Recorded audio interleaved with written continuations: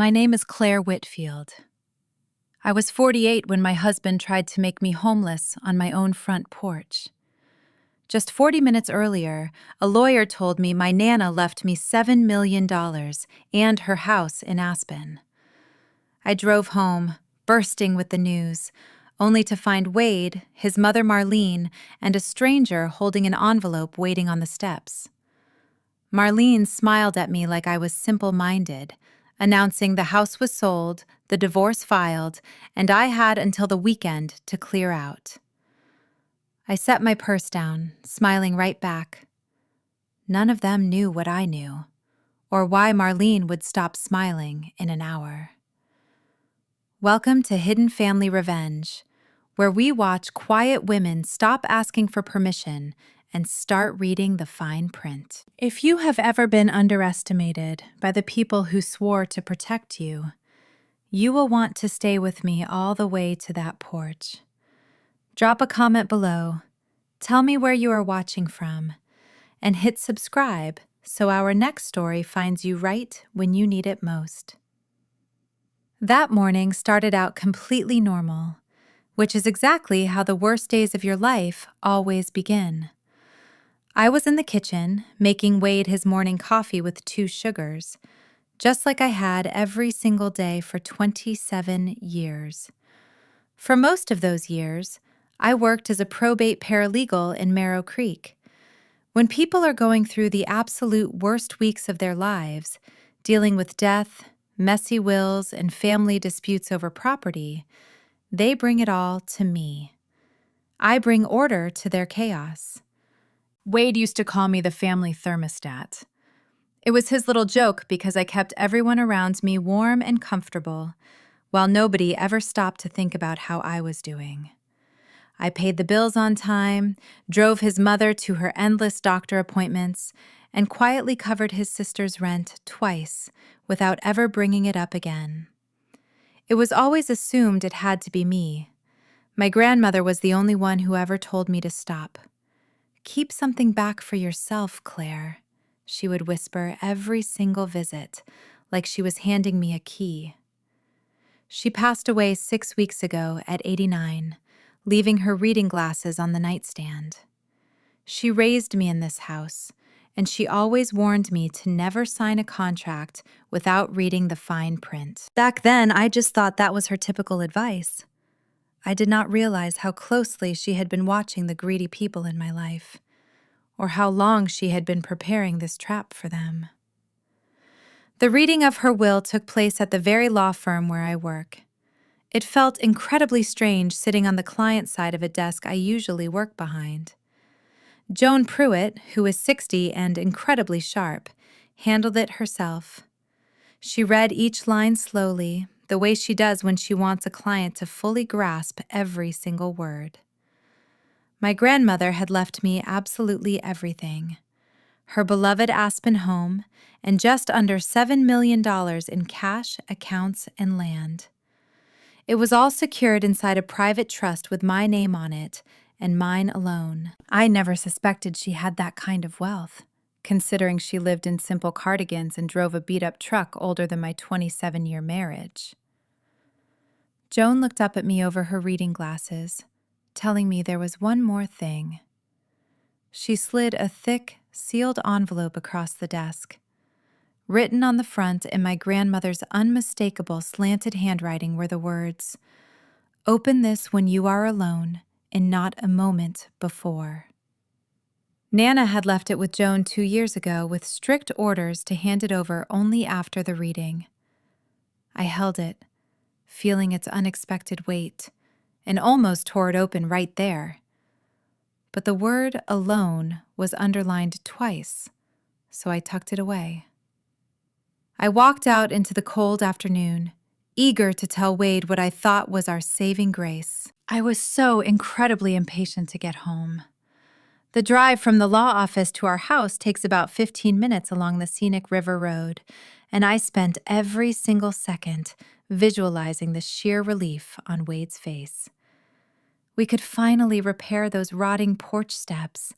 We could pay off his sister Tara's entire second mortgage instead of sending small checks. We could finally breathe easy. But as I passed the old grain silo, a nagging suspicion crept in. The kind of thought you try desperately to ignore. 3 weeks ago, Wade had taken a secretive call in the garage, shutting the door. He claimed it was a realtor helping a friend, but Wade did not know anyone looking for real estate. Then his mother called twice, asking about Nana's will. I had gently told my mother-in-law that Nana's final wishes were none of her business, because back then, I always spoke softly. Then Tara, who had not visited us in over a year, suddenly showed up on our doorstep holding banana bread and asking a dozen loaded questions. I saw the signs. I'm a paralegal. I do not miss details. But noticing suspicious behavior and actually believing your own husband would betray you are two entirely different things. I had been hovering in the painful space between those two realities for weeks. As I turned onto our street, that door slammed shut. Marlene's sedan was parked in my usual spot, with Tara's truck right behind it, and 3 figures stood waiting on my front porch like a firing squad. I have since learned that telling yourself there is a normal explanation for something is just a desperate lie you whisper right before your world falls apart. I parked by the curb and walked up the stone pathway I had trodden 10,000 times before. Wade refused to meet my eyes, standing there with his hands shoved deep into his pockets, glaring at the floorboards. Marlene stood front and center, chin high, coat buttoned up, looking like a queen waiting for her subjects. Tara stood just behind her, practically buzzing with excitement.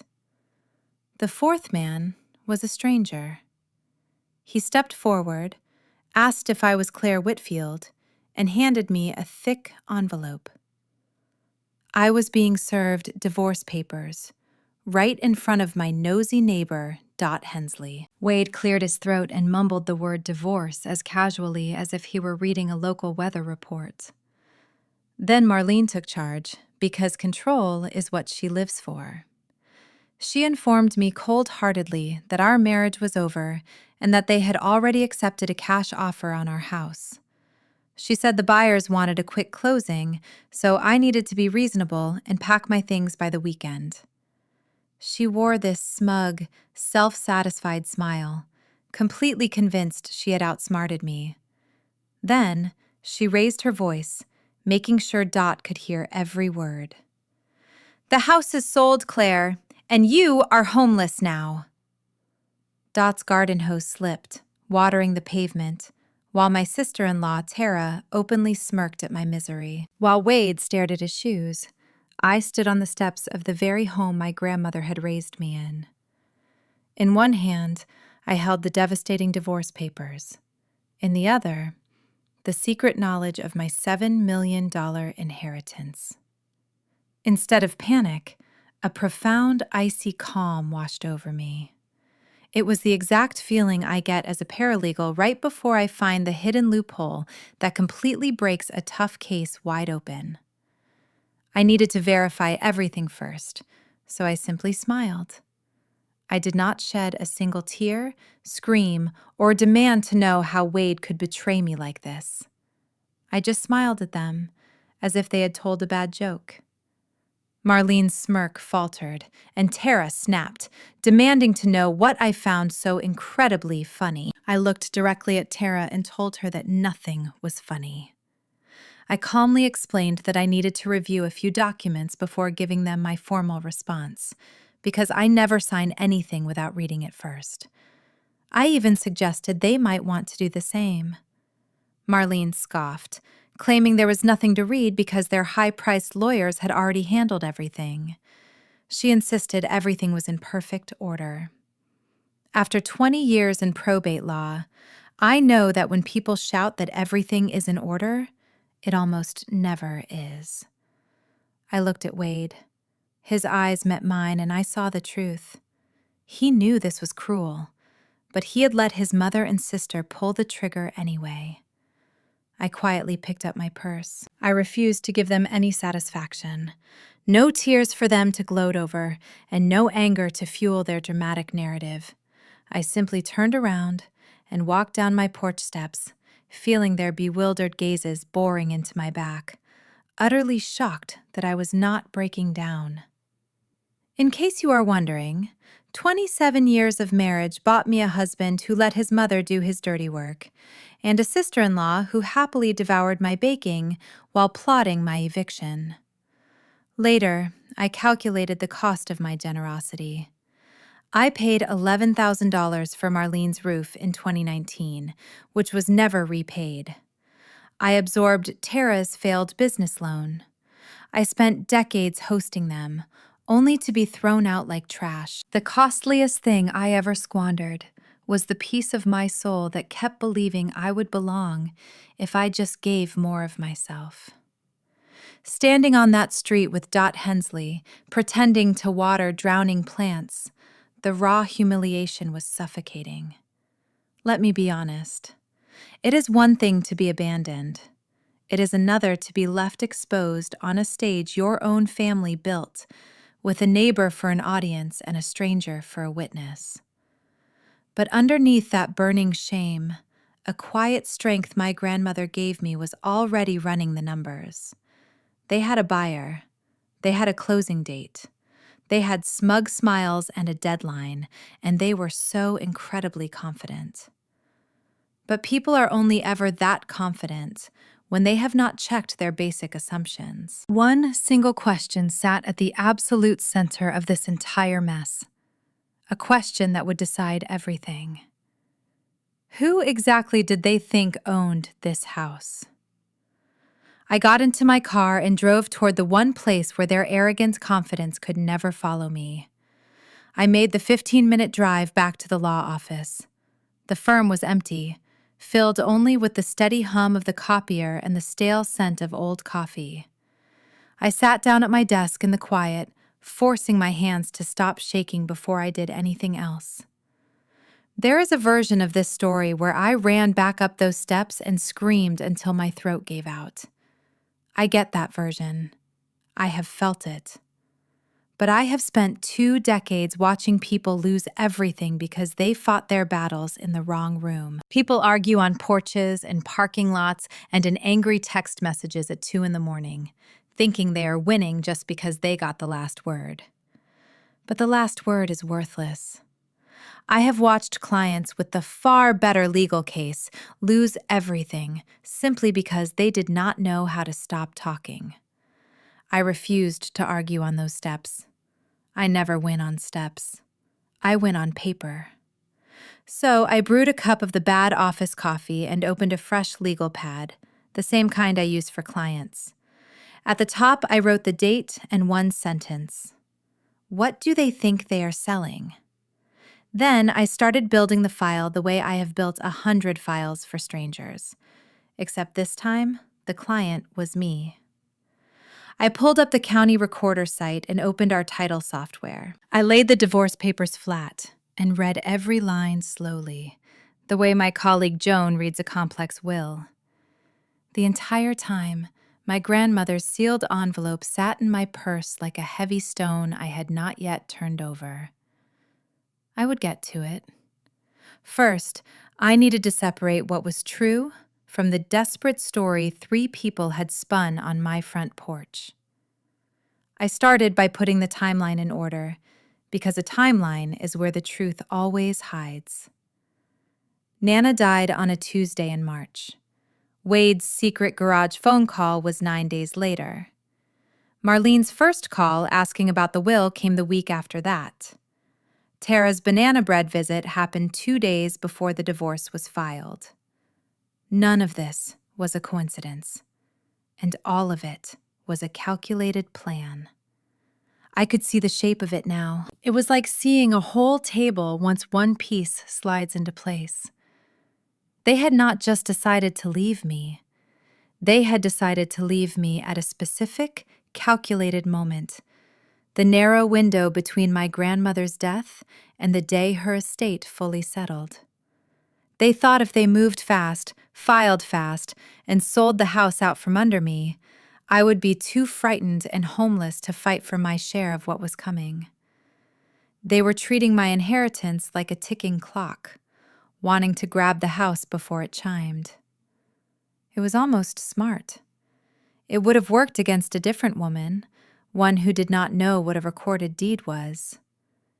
In reality, they were just a group of people who had never once in their lives had to read the very document they were standing on. They assumed the house was ours, mine and Wade's, the way you assume the floor will hold.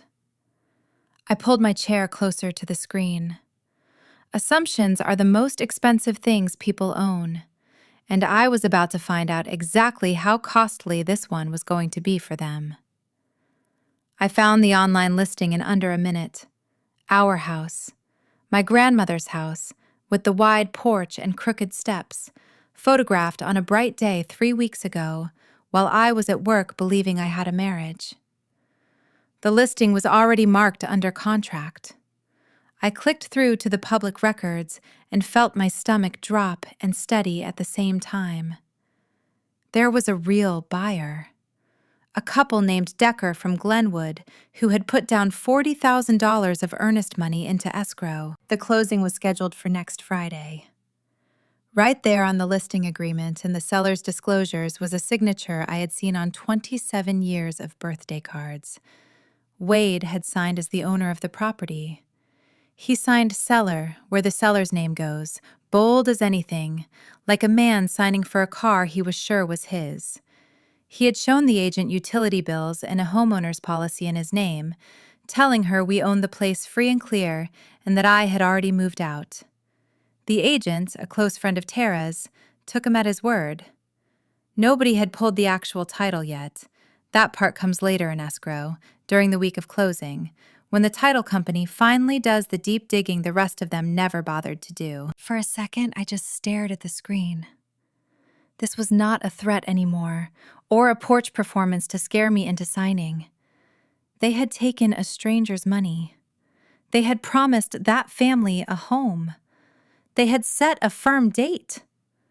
Whatever happened next was going to happen to real people, with $40,000 in escrow and a moving truck already on hold. The cruelty of it was almost impressive. They had not just tried to push me out. They had sold the floor out from under 3 families at once, the Deckers, mine, and, though they did not know it yet, their own. I printed the listing, the contract, and the escrow instructions. Then I did the one thing I should have done years ago, the thing my grandmother had told me to do in every conversation we ever had. I went to look up whose name was actually on the deed. But first, let me tell you about Marlene, because it matters and because I have had a long time to understand her. It would be easy to call her a monster and move on, but she is not a monster. She is something more ordinary and more dangerous. A frightened woman who decided long ago that the only safe thing in the world was control of a house. When Marlene was 31, her husband died and left her with nothing but his debts, and the bank took the home she had raised Wade and Tara in. She stood on a curb with 2 kids and a suitcase, watching strangers carry out her furniture. She has told that story at every holiday for 40 years, and every time, the lesson is exactly the same. Never let anyone take the roof. So when my grandmother died with money, an Aspen estate, and a house in Marrow Creek that Marlene assumed was Wade's too, something old and panicked woke up inside her. In her mind, she was not stealing. She was just getting there first, the way she wished someone had gotten there first for her back on that curb. She convinced herself the house was family property, that I was the outsider who married in, and that a quick, clean sale was simply taking what they were owed before the rich relatives locked it all away. She believed it completely. That is the thing about Marlene. She never lies. She just decides what the truth should be, stands very straight, and dares the world to disagree. I was about to disagree with a piece of paper. The county keeps every deed recorded, and finding ours took me 90 seconds. I read it twice, slowly, the way you read something you suspect but need to see in black and white. The grantor was Vivian Whitfield. The grantee was Claire Whitfield. Only Claire. Recorded 14 years ago on a quitclaim deed. No other name was on it. Not Wade's, not ours, just mine.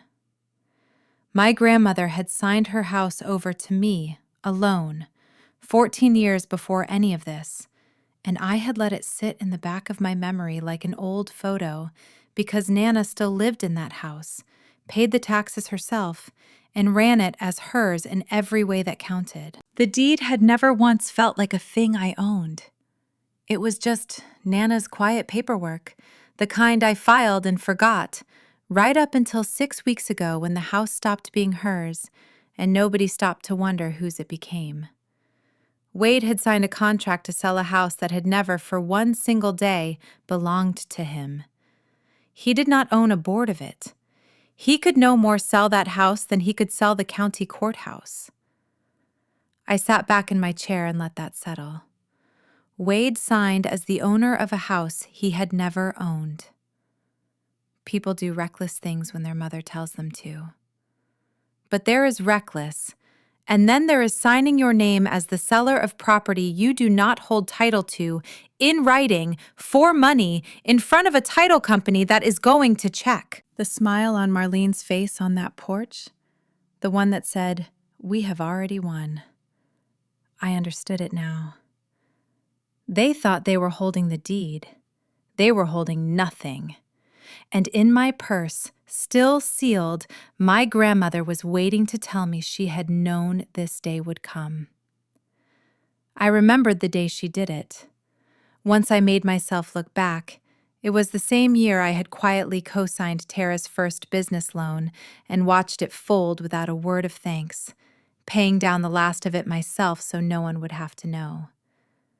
I think now that Nana had seen me do it, seen the whole pattern of who paid for this family and who got thanked, and decided she had watched enough. 14 years ago, Nana asked me to drive her to the courthouse on a quiet Thursday morning. She told me she had some routine paperwork to tidy up, and I figured it was just her usual business, maybe taxes or something to do with her truck or land leases. We sat in a dull beige hallway while she filled out a form in her slow, slanted handwriting. Afterward, she bought me a slice of pie at the diner. Over that pie, she calmly said she wanted me to have the house. I told her she was being morbid, that she would outlive us all. But Nana looked at me with those pale, incredibly steady eyes and said, "This is not about dying, Claire. This is about having somewhere to stand." Back then, I thought she was just being sweet and grandmotherly. I thanked her, ate the pie, and never gave it another thought. Back then, my marriage with Wade felt perfectly fine, and the idea that I would ever need my own place to stand felt like a useless old woman anxiety. Nana let me believe that. She never explained. She had already spent years watching Marlene manipulate Wade, seeing his spine turn completely soft whenever his mother walked into the room. So she made her move in total silence, letting me live in comfortable ignorance. For 14 years, she shielded me from that harsh truth. But on the day I finally needed a safety net, she made sure the floor beneath me was mine. Alone at my desk, I pulled the envelope from my purse. Inside were 3 pages, written on both sides, her slanted handwriting growing shakier at the end. The letter began with, "My dear Claire." She wrote that if Joan had handed me this, it meant she was gone, and she was sorry she was not there to brew me a warm cup of tea. She wanted to tell me the hard truths she had kept quiet to protect my hope. She called herself a coward about my feelings, just as I was a coward about my own. For 20 years, She had watched Wade let his mother run our lives, watching me pay and pay while calling it love. "I did not raise you to be a bank with a heartbeat," she wrote. She had seen through them early, watching Marlene calculate my worth and Wade go quiet and useless whenever it mattered. Nana admitted she would not have trusted either of them with a simple casserole dish, let alone a house. Then came the line I eventually framed for my kitchen wall, the one I look at every single morning. "Keep the deed in your name, Claire, always." She explained she had deeded the house solely to me years ago so that no one could ever stand on my porch and tell me I had nowhere to go. The rest of her estate, the money and the Aspen property, was locked inside a trust so airtight that no husband, no mother-in-law, and no greedy lawyer could ever touch a single dollar. She had built me a secure fortress while I was busy handing out the keys to my own life. Sitting in that quiet, empty office, I did not cry. Not yet. I read her words again, then turned to the second page. She was not done directing me, and this page was filled with instructions. "My grandmother never left you with a heavy emotion without giving you a task to focus on. Do not put a single cent of this money into a joint account," she had written, underlining the words. "Do not pay their bills with it. Keep it separate, keep it clean, and it remains yours regardless of what they claim." She had obviously consulted her own attorney. She knew that if I mixed her inheritance with my marriage, the law would count it as marital property. Nana was not about to let me ruin 14 years of her silent, careful planning in one weak afternoon. Then, at the very bottom, in smaller writing, she added the line that broke me. "You will want to be kind, Claire. You always do. But there is a difference between being kind and being a doormat. And the difference is that a kind woman keeps her door. Do not spend the rest of your good years trying to buy respect from people who were never going to give it to you anyway. Choose your peace, Claire. It is allowed." I sat there in the silence for a long time. I had spent 27 years foolishly believing that if I just kept giving, eventually I would be loved the way I loved others. My grandmother had seen the truth long before I did, and she had built me a quiet way out, trusting me to find it when the time came. The grief, the anger, and a sudden, freezing clarity all hit me at once. Then they sorted themselves into a neat list. I knew exactly what my next move was going to be. For the first time in weeks, my trembling hands were completely still. My grandmother spent her life being told she should be grateful for whatever crumbs she was handed, but she refused. Instead, she read the fine print. If there is a woman in your life who taught you to keep things in your own name, to hold on to your own door, take a moment to thank her. Now, listen closely, because this is where things shift. I called Joan that night. She rushed to the office in her gardening clothes, her reading glasses propped in her hair. I laid the papers on the table like a criminal case, because that is what it was. The soul deed, the trust, and Wade's signature on a contract to sell property he did not own. Joan read it all in absolute silence, and I knew that silence meant terrible news for them. When she finally finished, she slipped her glasses off and looked straight at me. "Claire," she said, "in Colorado, a house deeded to you alone by your grandmother is entirely your separate property. It is not marital. He has zero claim on it. More importantly, he has no title, meaning he never had the legal right to list or sell it in the first place.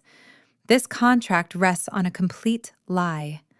No title company on earth will close a sale when the seller is not the owner of record." Joan explained that the formal title search had not been run yet because real estate agents usually take a seller's word, and the title company only digs deep once the deal is in escrow. That search was scheduled for Thursday. It would have detonated on its own anyway. Joan smiled and told me I was just lighting the fuse a few days early. I then asked her about the $40,000 the buyers, the Deckers, had already put down in escrow. Joan sighed and said that is where this stops being just an embarrassment for Wade and turns into a catastrophic problem. Taking a stranger's money for a home you have absolutely no legal right to sell is the kind of fraud that opens someone up to major criminal exposure. It is the kind of mess that follows you for life.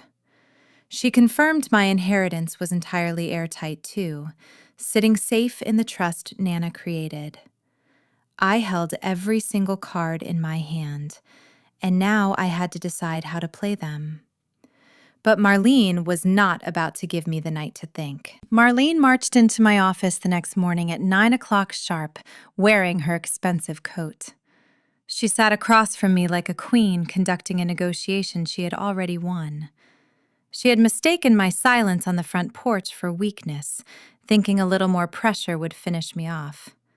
She began with her usual fake gentleness, whispering that she knew endings were hard, but that I needed to be practical. Then she made me a pathetic offer. Out of the goodness of their hearts, she would give me $15,000 to help me settle somewhere else, provided I signed the papers immediately and went away without a scene. $15,000 for Nana's house. It was like offering a child a coin to go play outside. When I did not immediately jump at her cheap offer, the gentleness fell away from her face like a mask, and she leaned in close. "Everyone in this town already knows you could not keep a husband," she sneered. "Do not make them watch you fight over a house, too." There it was, her ultimate weapon. The belief that my entire worth depended on holding on to Wade, and that I should feel too ashamed to fight back.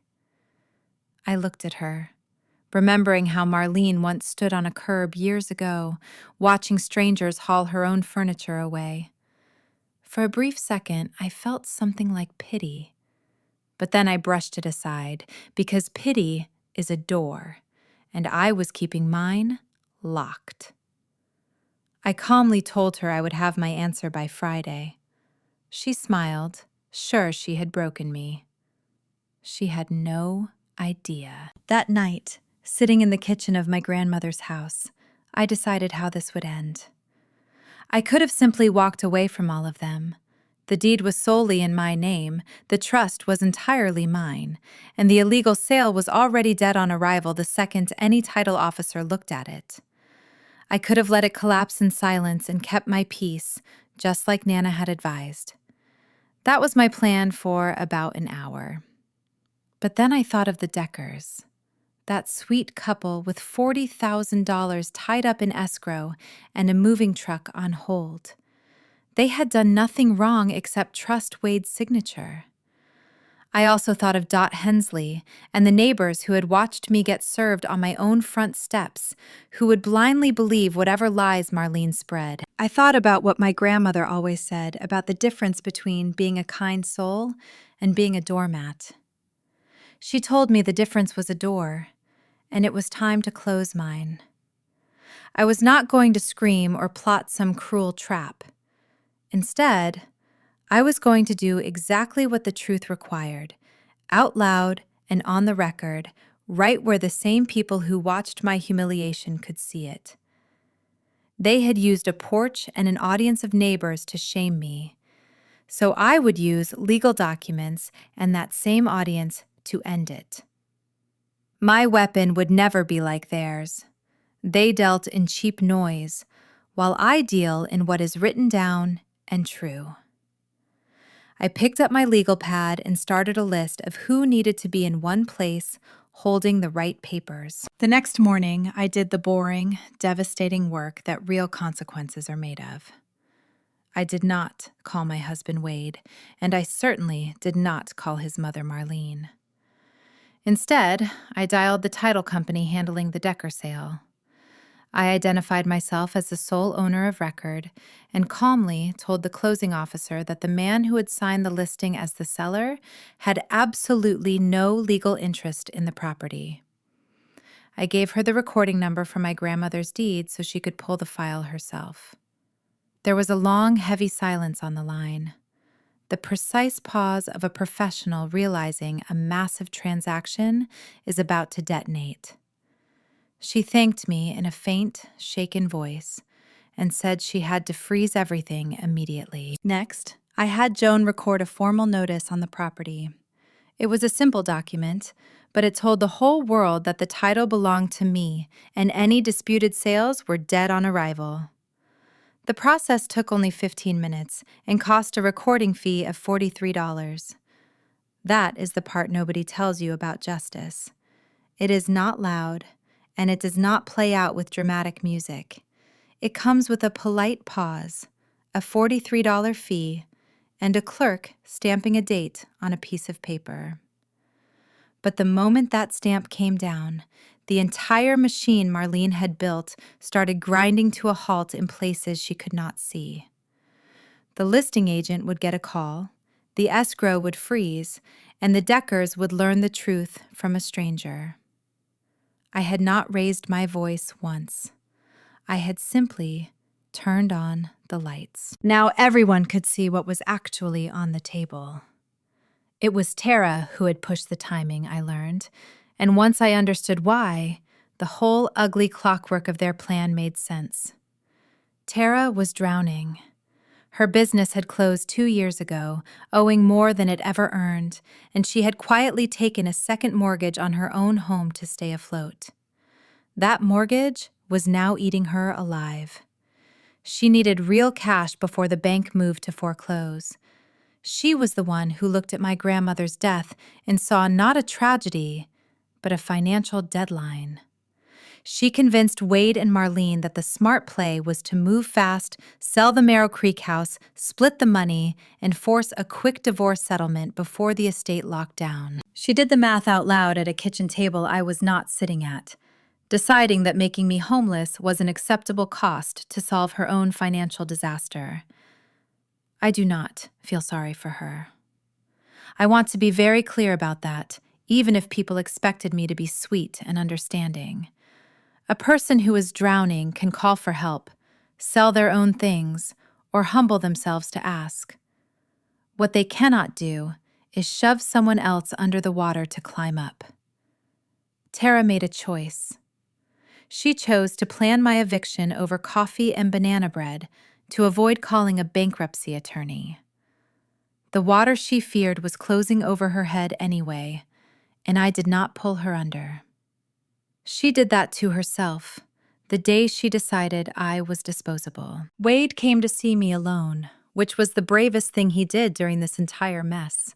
And even then, he did it badly. He found me at my office at the end of the day, standing in the doorway like he was not sure he was allowed inside, which he was not. He could not even look at me. He stared at the carpet, the window, and his own hands. He said my name twice and then mumbled that he had not thought it would go this far. That was his big confession. No apology, no admission that he was wrong, and no promise to finally stand up for me after 27 years. Just that he did not think it would go this far. As if the whole thing was just bad weather that happened to him, and not a choice he made with his own pen. I stared at him for a long, quiet moment, and saw the man I had spent half my life carrying. He was not a villain. Marlene was the driving wheel, and Tara was the engine. But Wade was just the soft, agreeable nothing in the middle, who signed whatever was put in front of him by whoever was closest. He had never actively chosen me. He had simply failed to choose against me until the day his mother handed him a pen. I did not yell. I told him quietly that he had signed a contract to sell a house he did not own and should probably find a lawyer. His face did something complicated. He had come for absolution, expecting me to make it easy like I always did. I just let him stand in that doorway and realized the thermostat was off. For 27 years, I mistook a husband who could not say no to his mother for a partner who would stand beside me. You and I have probably both held on to that kind of false hope. If you are still telling yourself that someone will finally choose you when it actually costs them something, watch what Wade does when we end up back on that porch. Think about that in your own life and subscribe so you do not miss what happens next. The Deckers found out from a phone call they never saw coming. Their closing officer told them the sale was dead because the seller did not hold the title, and the real owner of record had blocked it. I heard Mr. Decker was silent for a second, and then he became very much not quiet. The Deckers had already sold their home to buy mine. They had a daughter starting at Marrow Creek School in the fall and had already measured rooms and picked out paint. All of this happened on the strength of a contract Wade had no right to sign. When their agent could not give them answers, they hired a lawyer. That attorney did exactly what I would have done, sending a sharp letter to the people who had pocketed their $40,000 deposit. Suddenly, Marlene's clean, fast sale had a furious buyer, a terrified agent, a title company backing away with both hands up, and a lawyer asking if someone had committed fraud. The pressure Marlene aimed at me had nowhere to go but straight back onto her own family. I did not have to do a single cruel thing. I had simply told the truth to the right office, and that truth went out and found everyone who needed to hear it. The Deckers were never my enemies. They were just a family, hurt by the same people who tried to ruin me. The kindest thing I could do was show them that the floor they thought they bought was fake, meaning everyone had to accept the property was never Wade's to sell. By Wednesday, it was official in that flat, unarguable way only paperwork can be. The title company issued its formal determination to everyone. The legal language was so clear that even Marlene could not twist it into a reality she preferred. The sole seller of record was me, Claire Whitfield. The report stated that the individual who executed the agreement, Wade Hollis, held no recorded interest in the property and was not authorized to convey it. The transaction could not close, escrow would be unwound, and the Deckers' funds would be returned. I read those words twice, the way I read everything, and then I set the paper down and felt the quiet I had been waiting for. Marlene called my office 4 times that afternoon. I let it go to voicemail every single time. She had no moves left. She could not bully a title company into pretending her son owned a house he did not, and she could not shame a recorded deed. Their entire plan relied on me being too scared and too soft to ever stand my ground. Their strategy had run headfirst into the one thing my grandmother gave me that they never thought to ask about: my spine. There was only one final act left to play, and it had to happen at the house. They had scheduled the walkthrough for Friday afternoon, and as far as the agent and the Deckers knew, we were still meeting there. Marlene did not know the sale was dead. Wade had not told her because he was too much of a coward, and I decided not to tell her either. I wanted everyone in the same place when the truth finally stood up. On Friday afternoon, everyone gathered on that porch. The Deckers came because they wanted answers in person, and their real estate agent showed up looking pale and constantly apologizing. Marlene arrived in her best coat, certain this was her victory lap, the day she would hand over the keys and pocket the money. Tara was twitchy, already spending cash that did not exist. Wade came because his mother told him to, standing off to the side like a nervous boy outside the principal's office. I arrived last on purpose, walking up my own path past Dot Hensley, who was once again busy with her geraniums. I carried only a plain manila folder, the kind I hand to clients across my desk every day. Inside was the deed, the trust summary, the recorded notice, and the title company's decision in that exact order. Because order is the thing I am truly good at. I climbed my own crooked steps, the same ones where a stranger had handed me divorce papers just 11 days ago. I turned around to face them all from the top, the exact spot where Marlene had stood when she announced to the whole street that I was homeless. The afternoon was blindingly bright, freezing cold, and absolutely silent. Even Dot's hose was shut off. I looked down at the people who wanted to throw me out of my grandmother's house, and at the innocent family they nearly ruined to do it. Then I opened my folder. Let me tell you, I felt triumphant. But mostly, I felt my grandmother's steady, patient hand on my shoulder, just like in that beige courthouse 14 years ago. But before I could speak, Marlene started up, because she always has to talk. Marlene turned to the Deckers and their real estate agent, flashing that fake, patronizing smile of hers. She loudly cooed about how wonderful it was that everyone could gather, calling my situation a difficult ordeal with an emotional family member, while shooting me a pitying look. She actually gestured in my direction like a hostess trying to explain away an embarrassing relative at a party. The Deckers looked utterly lost, while their agent looked physically ill. Wade just stared down at the dusty floorboards, refusing to meet anyone's eyes. I stood at the top of my steps and let her babble. I have learned that the more confident a liar is, the more satisfying it is to let them dig their own grave first.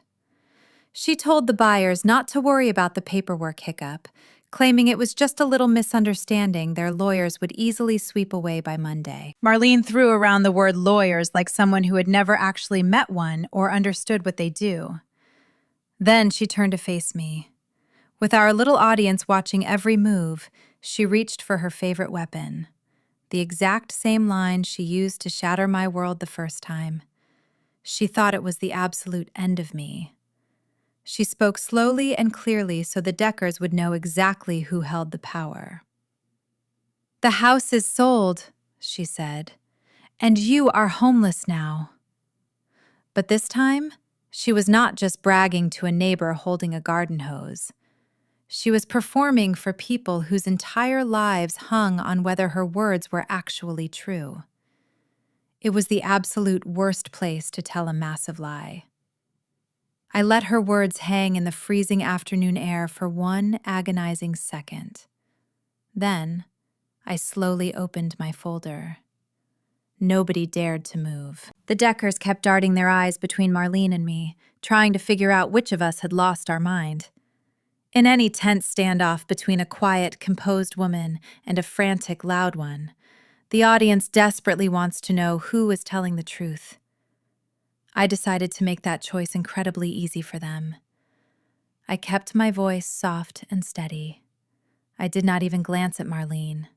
Instead, I looked directly at the Deckers because they were the ones who deserved the honest truth first.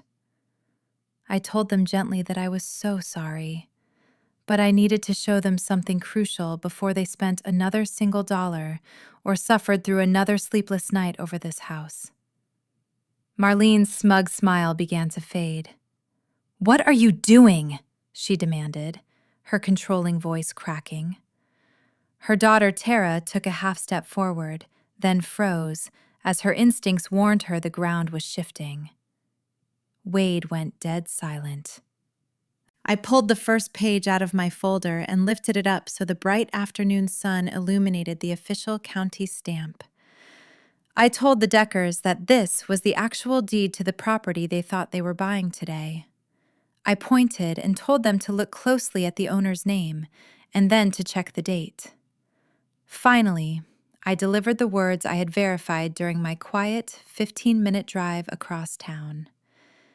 It was the truth my grandmother had protected for 14 years. It was the exact sentence that completely shattered Marlene's confident reality in an instant. I looked at the buyers and said that the man who signed their purchase contract has never owned a single inch of this property. The real estate agent gasped. The Deckers looked horrified, while Marlene's mouth hung open. For the first time in the 27 years I had known that woman, she was utterly speechless. I carefully laid the pages out side by side along the wooden porch railing, arranging them in order like a seasoned lawyer presenting vital evidence to a judge. I explained each document in the calm, level tone I always use when I want people to know I am stating absolute facts, not making guesses. I pointed to the first paper and said that this was the deed recorded 14 years ago. The sole owner listed was Claire Whitfield, only Claire Whitfield. My grandmother had deeded this home exclusively to me, and under Colorado law, property gifted by a family member to one spouse remains their separate property. It was never marital assets, it was never Wade's to divide, and it was never his to sell. Then I slid the next page forward, explaining that this was the official recorded notice I filed on Tuesday, formally declaring to the world that the title belongs to me alone. I showed them the title company's final decision from Wednesday, which clearly stated that Wade Hollis had absolutely zero interest in this property, possessed no legal authority to sell it, and that this transaction could not close under any circumstances. I added that the Deckers' deposit was already being refunded. I spoke quietly, without any anger, because my voice did not need to carry heat. The legal documents were doing all the burning for me.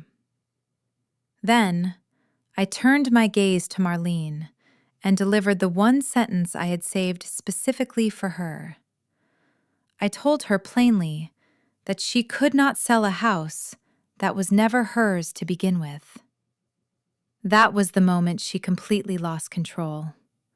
Her polite mask shattered as she started screaming that I was a dirty liar and a thief stealing her family's heritage. She shrieked that her son had every right to the property and that I always acted like I was superior. Wet spit literally flew from the corners of her mouth. 40 long years of repressed anxiety about being left on a curb with nothing but a suitcase came spewing out at me on my own front porch. She was yelling so loudly that our neighbor Dot Hensley stopped pretending to water her lawn and just stared openly. I stood there in complete silence, letting Marlene be the only one causing a scene. That silence is the ultimate secret power my grandmother taught me. The quietest person in the room always wins. Meanwhile, Tara was already backing away toward her truck, desperately calculating how legally liable she was. Mr. Decker stepped in front of his wife to shield her from the screaming while dialing his attorney. And Wade, my husband of 27 years, the weak, spineless man stuck in the middle, stood exactly 3 feet from his hysterical mother and 3 feet from me, and composed to do absolutely nothing. He did not defend me, and he did not even try to stand up for himself. Wade just stood there, watching his mother scream bloody murder at the woman who had spent nearly 3 decades making his coffee with exactly 2 sugars every morning. In that quiet moment, I realized fully, completely, and without a single ounce of pain, that there had never been a real marriage to save in the first place. The Deckers packed up and left within the hour. Their $40,000 was already being wired back to their account, and their attorney was drafting a harsh legal demand to the people who had taken their money. They ended up finding a much nicer house that very summer, and their young daughter started her new school in the fall without any trouble. The real estate agent immediately reported the entire mess to her broker to protect herself. In a tight-knit community like this, the stain of suspected fraud does not wash off a man's reputation in a single season, especially when he signs for a house he never owned. Marlene screamed until her lungs literally ran out of air. Finally, She climbed into her gray sedan and drove away from the house she had been entirely certain she was going to take from me. It was a perfect echo of the day she watched the bank evict her from her own home decades ago. Tara slunk back to her house, facing a massive second mortgage that no family scam was going to rescue her from now. As for Wade, who had walked up these steps expecting to take my house keys, he left empty-handed because there was never anything of substance in his hands to begin with. Once all their cars had cleared out, I carefully gathered my legal documents back into their folder. Then, I did the simplest, most satisfying thing in this entire story. I turned around, walked up the last 2 crooked steps, unlocked my front door with my own key, and stepped inside the beautiful house my grandmother had secured in my name 14 long years ago. I left all of them out there on the front porch with their desperate schemes, their fading echoes of screams, and the useless man I used to call my husband. I closed the front door behind me softly. I did not need to slam it. The quiet click of the latch was statement enough. The house inside was completely still and smelled exactly like her, a comforting mix of sweet cedar and aged paper.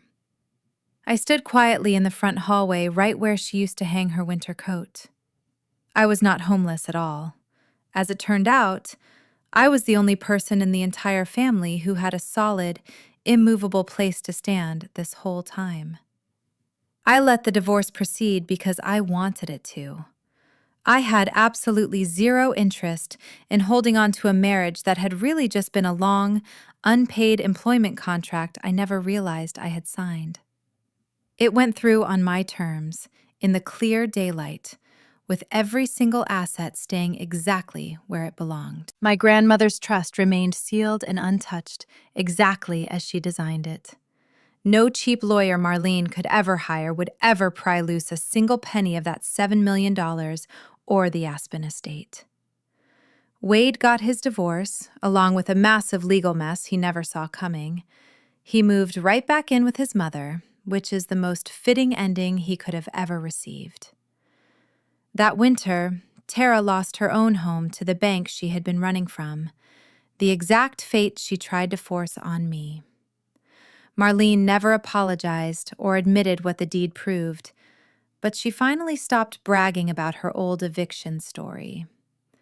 You and I both know she realized people knew the truth. As for me, I sold the mansion and put the money to work quietly, exactly the way my grandmother would have wanted. I ended up keeping her house in Marrow Creek, crooked steps and wide porch included. I finally hired a contractor to fix those steps, paid him in full, and never had to chase him down.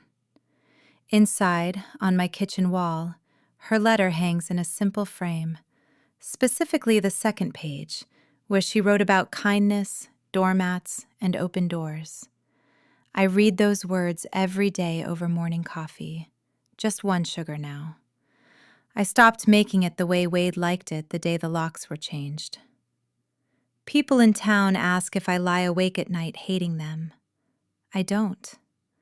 Hating them would mean leaving a crack in the door, hoping they might come back to earn their place. My door is closed, and that is not anger.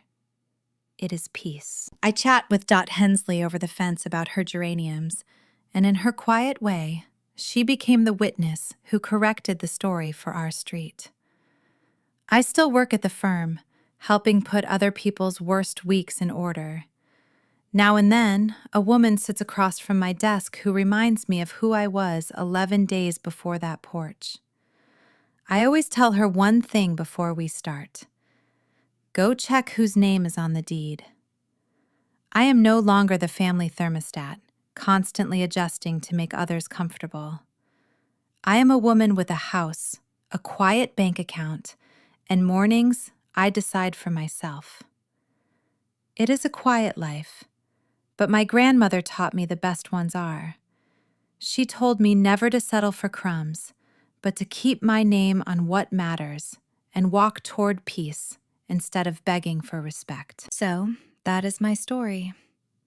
It all came down to a simple porch, a process server, and a deed that 3 people never bothered to read. If what happened to me reminded you to check whose name is actually on the things you have worked so hard to earn, please do it this week, not someday. And if you know another woman who keeps giving and giving until she has absolutely nothing left for herself, please share this with her. Let's make sure we protect ourselves and each other. If you want to join me for more stories like this, drop a comment below, hit that subscribe button, and I will see you in the next video.